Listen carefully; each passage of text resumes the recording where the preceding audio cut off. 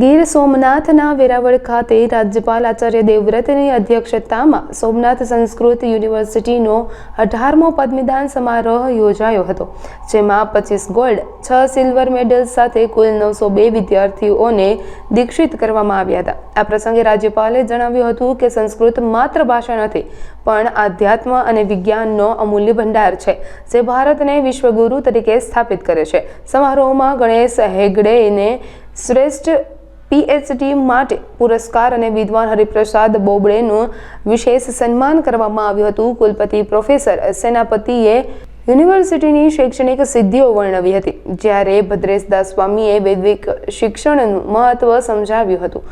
અંતમાં રાજ્યપાલે વિદ્યાર્થીઓને મેળવેલા જ્ઞાન દ્વારા સમાજમાં દીપક બની પથ પ્રકાશિત કરવા આહવાન કર્યું હતું.